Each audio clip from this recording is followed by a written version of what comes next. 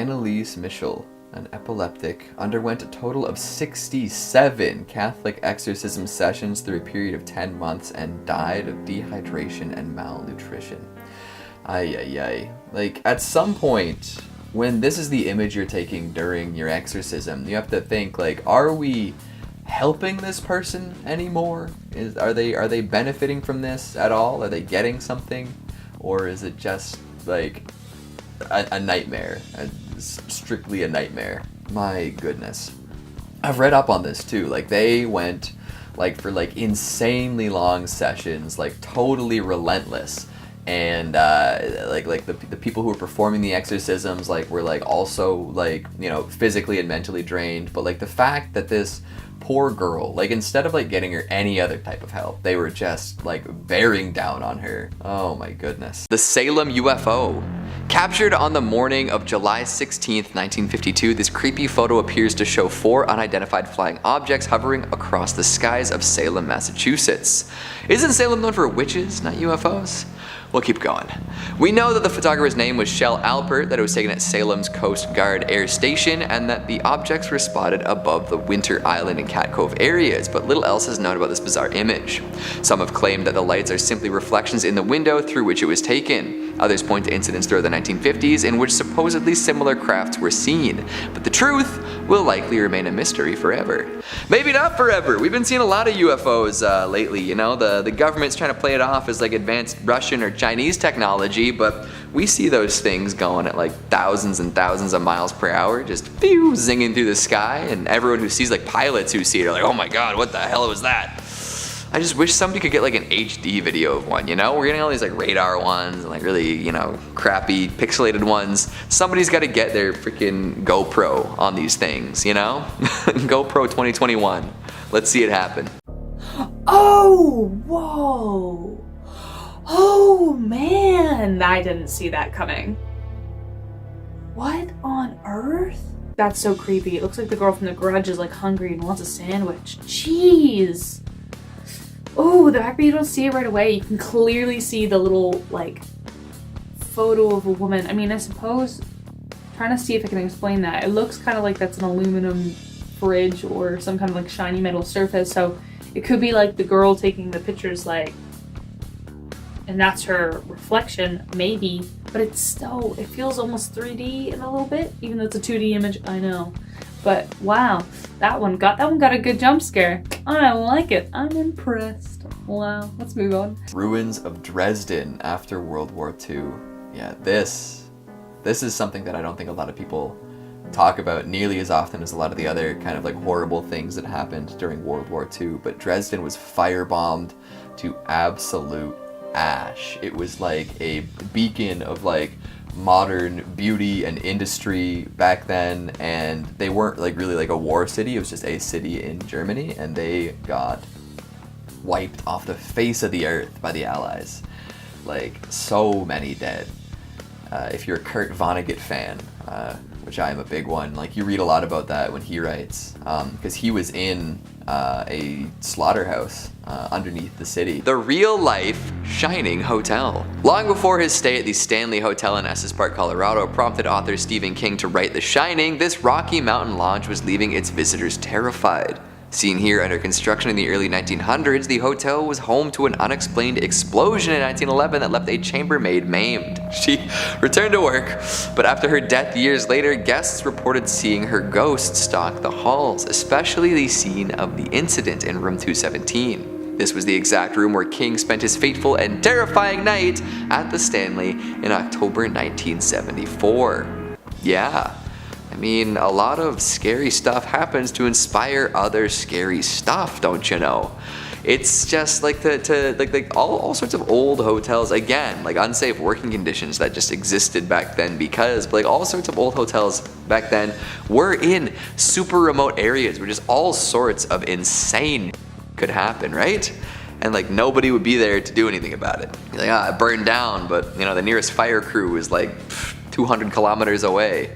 Oh yeah, no, this crazy guy was there, but back then crazy was seen differently, I guess. People weren't helped, they were just left alone to come up with more plots to kill more people, I don't know. Okay. I want what they're wearing. I don't know if that's a ghost or if that's like... It looks like a ghost female pirate. That's what it is. Figured it out. That's what it is. Even though they're in like an abandoned building, it's like a ghost female pirate. That's what I think it is. For sure. That's what it is. I don't know, but it looks like she's on a mission, even if she is a ghost. Because it's obviously a person, though. That's obviously a person.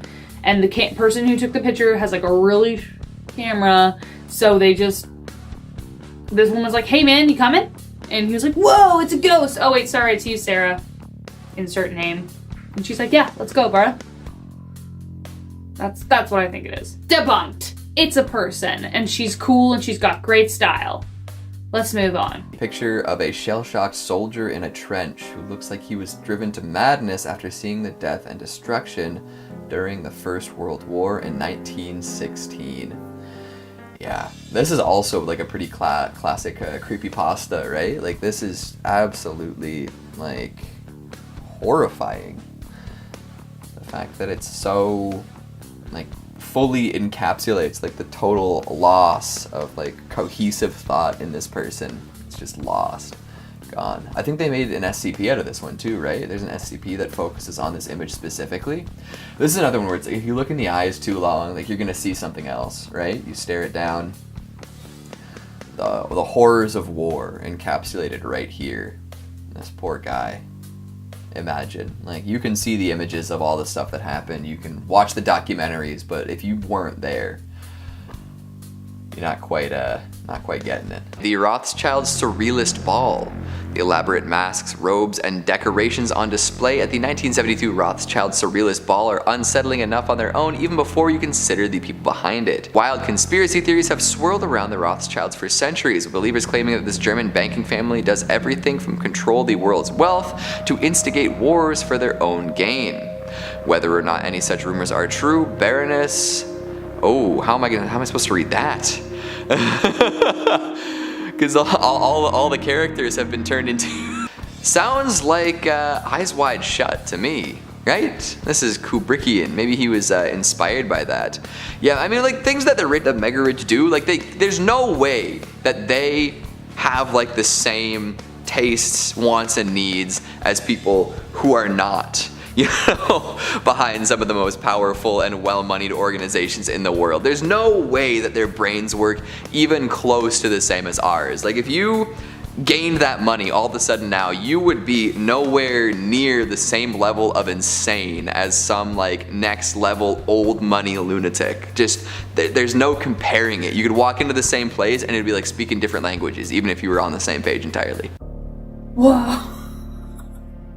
Oh my god. Okay, so at first I thought it... What is that? Is that a man? Oh my god. Like, at first I thought it was gonna be like a... It was like the turtle in the background, like on the left shoulder, but then you just look at the bottom, it's like, oh, Voldemort. Ooh! He's after his nose! It's fine. Oh, that one was freaky. I like how I got a good jump scare out of that too. And he looks so happy. That very easily could be a guy just like darting across the screen and being like, photobomb, but... The remains of the astronaut Vladimir Komarov, who fell from space, 1967. Wow. Yeah, if you showed me this without people looking on, without the caption, I would have never guessed that once was a man. I don't even know what to say about that. Like, that, just the atmospheric descent busting through. That's why, you know, spaceships are so carefully engineered. My goodness. So he burned up in the atmosphere like a chunk of space rock. That's wild. If there's anything left of him, let's be real. Holy moly. That would be painful, to fall from space and like feel your flesh singeing as you descend. The Hilo tsunami of 1946. On April 1st, 1946, an 8.6 magnitude earthquake off the coast of the Aleutian Islands in Alaska sent shockwaves throughout the Pacific. An ocean-wide tsunami quickly began to form, causing waves to reach as high as 13 stories. Soon the tsunami struck Hilo, Hawaii, leaving more than 170 people dead in what remains one of the worst disasters in Hawaiian history. The chilling image captures the final moments of the unknown person at the bottom left. I did not see that person. Let's return to this image. Oh my goodness, yeah, they're like right there. That is seriously a final moment right there. That's just like, what do you do at that point? You see this crashing towards you and I guess you just gotta find peace, right? They don't look like they're panicking too much. They're just looking right into it. They're going, yep, tsunami's here. I am no longer here. Oh, like this doesn't scare me. This makes me kind of excited. You know, because I think, I don't know, I'm ready. In a weird way, I'm ready for some aliens, you know? Just be kind of wild. But I also don't want the kind of day after tomorrow aliens or the mist kind of creatures. Like I don't want that. I don't know. This is definitely, yeah, it's either fireworks or some kind of like, maybe a ship like testing explosive and things like that. Maybe that's what that is. But yeah, I don't know what that could be. Oh, it's the rake. I love the rake. This is like a truly like classic creepypasta image. Just the like nude white figure in the woods, in the dark, the glowing eyes looking right at you, looking at the camera. I feel like it's one of those things like if you look at it, like just look in his eyes for way too long, like you'll start to like see more, like the picture will move a little bit, or you know, you'll blink and the image will be burned into your retinas, you know? I'm gonna stare at it. Okay, 10 seconds. Everybody stare right into the rake's eyes and see what happens.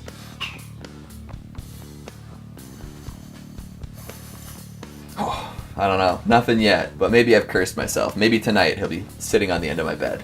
That'll be fun. Radium girls. Hundreds of young girls and women who worked in American watch factories during the 1920s were exposed to so much radium that they came home glowing in the dark. Now wouldn't that be fun? The prolonged exposure to radium used in the luminous paint that coated the watch faces caused their vertebrae to collapse, their jaws to swell up and fall off, and their lives to end slowly in agony while battling cancer. That's less fun. It would be like a fun novelty to show up home glowing for a little while, but yeah, the rest of that not so great.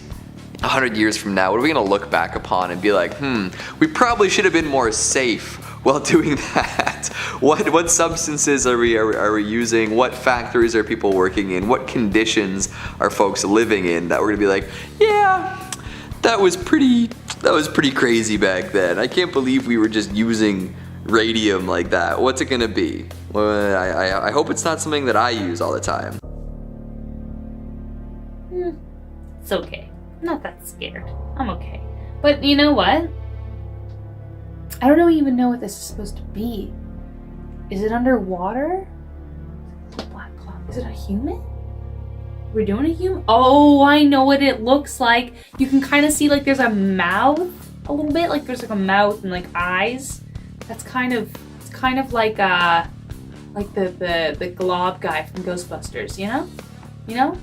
Oh, why can't I remember? I always want to remember Globber? No.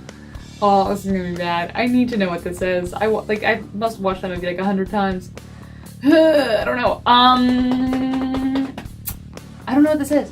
A mummified captain found in a ghost ship. He sailed for 7 years after death.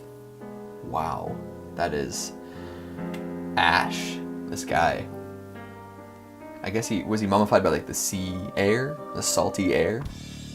I guess the ship just kind of floated out there, eh? Once you're off the radar, there's a lot of ocean that might go unexplored.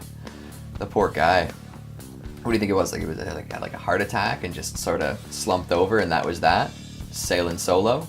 That's dangerous, eh? Going out on a boat solo, doing anything like that, totally alone.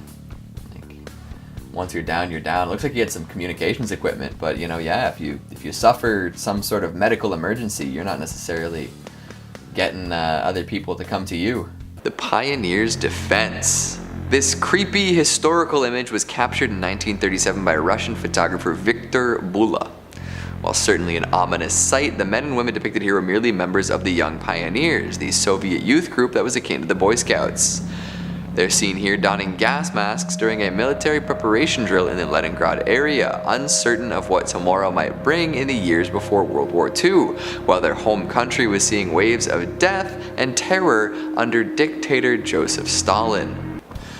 Wow, so I was right, they were gas masks. Old school gas masks are just absolutely terrifying, don't you think? Like, even the new ones are pretty bad, but like those ones, they just like, it looks like something directly out of a creepypasta. I'm sure people went and they found these pictures and like that's what influenced them to make, like, you know, the creepypasta with all them in and like all the videos and things people changing and shifting.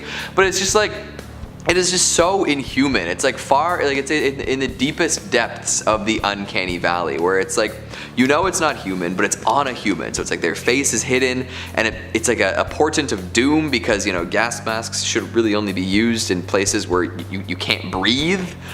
There's a lot going on. Okay, what? I'm so confused by this photo, because it looks like a stool that my friend had, of like just a lady's leg, and it had like a red velvet stool on top, but it was, in this one it's just blue. I'm not sure. This also looks like a painting, like an oil painting. Like, imagine if it's just like half of an ostrich. It also kind of looks like that, you know? Oh, that's what's really scary about this photo, is that people are like together in a crowd, and I don't know when we're gonna be able to do that again soon, safely. Mademoiselle Blanche Monnier, the woman held captive by her mom and brother for 25 years. Oh, God. Oh, my goodness. She is emaciated. That is not a healthy, happy person. I've read up on this one, too. I did it for a top 5 list a while back. It's like she was seen as, what was it? She was trying to marry somebody below her station, I think. And her mother decided to hide her away forever as punishment and to keep her from doing that, I guess. And just like let her live in filth in this secret room above the home. Fed her nothing but like mush for years. Absolutely horrendous way to treat your family. John Lennon and his killer. On December 8th, 1980, John Lennon signs an autograph on his way out of his New York apartment building for a fan named Mark David Chapman, who would murder the iconic musician on this very spot when he returned home just a few hours later. As Lennon made his way back into the building at about 10:50 p.m., Chapman stepped out of the shadows and forced into his bath. Lennon was pronounced dead at Roosevelt Hospital some 25 minutes later. Yeah, they'll do that to you. Speaking of people who shouldn't be left alone, Mark David Chapman, everybody. Hey, God, fanaticism is crazy, eh? Like people that like become obsessed with stars and like decide that it's like their responsibility to do that. It's their destiny to do that. They must do it because it's bonkers. And what was he inspired by again? Was it Catcher in the Rye? I read that in high school. I didn't go and shoot anybody. Different strokes for different folks. Oh my goodness. Oh, Canada is what I was about to say. That's kind of crazy. Okay, picture number 6. I hope that guy's not dead and that's his spirit coming up, because like there's like that shadowy figure. Ooh, that reminds me of a picture. I have a scary story. When my grandpa was about to pass away, the priest came to visit the house to give him his last rites, and when he left, my aunt went outside and took a picture of the house, and there was like a white orb. And then they went later to see if they could take a picture again, because they were like, oh, well, maybe it was just like a flash of light, ruined the picture. Took a picture again, it was gone. It was from the exact same place in the middle of the street. This picture reminds me of that because it's as creepy and as eerie, and I can't really explain that because it's not like there's dust. Like nothing, just like there's a central club of dust in that area. We're outside, right? So, I'm not really a religious person, but like when I see stuff like this, I don't know. Maybe he farted. That was a bad joke. That would be pretty powerful. Wouldn't want to be near him for that. Let's move on. Costumes. I want to know when this is from. I feel like this could have happened, 2 weeks ago or 100 years ago. It's one of those things where it's like, a creepypasta enthusiast could have, got a bunch of his pals together and said, guys, we're taking a really scary picture with a bunch of really scary masks. Those teeth, eh? Look at them. You think they're made of real human teeth? Nah, they're too big. They're probably ape teeth. They found some gorillas and performed dental surgery on them and took their teeth and put them in these masks, and now they're cursed by the dead apes. You know what? Those are Donkey Kong smiles. They look like Donkey Kong's teeth. These people, they killed him. They killed my boy. Expand Dong. Look at that person's hand. I'm just noticing this now. It's like claws. Yeesh.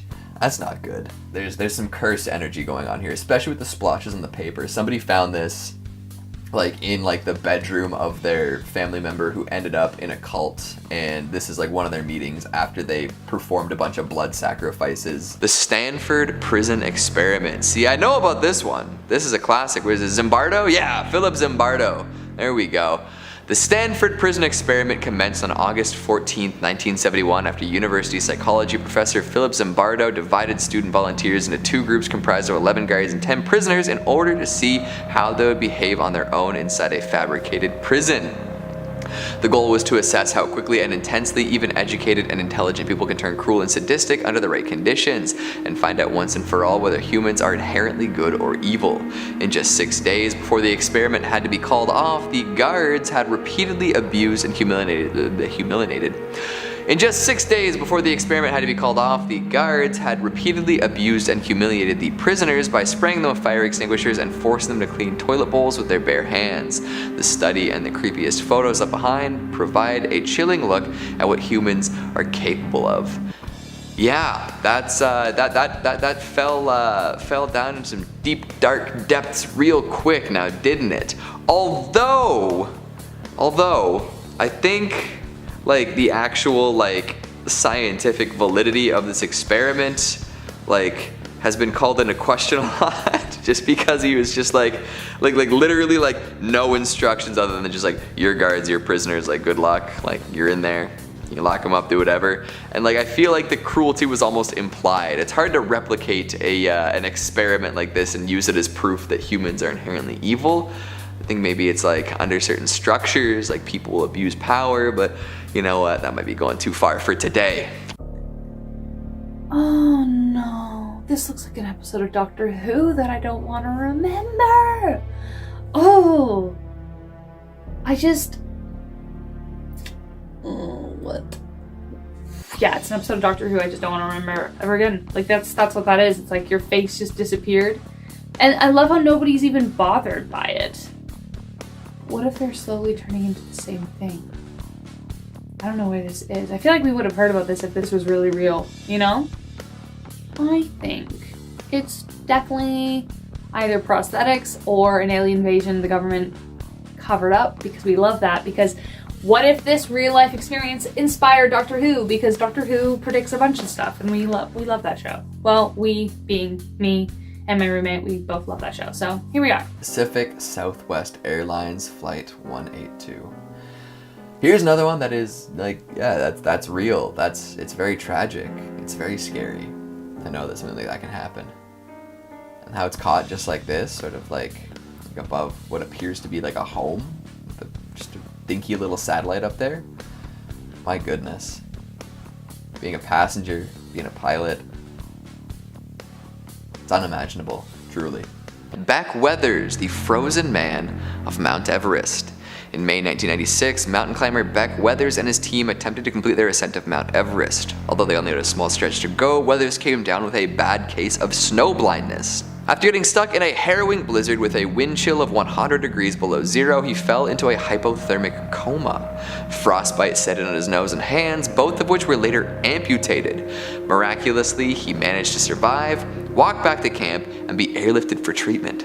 Let me see him again. Let me get that picture one more time.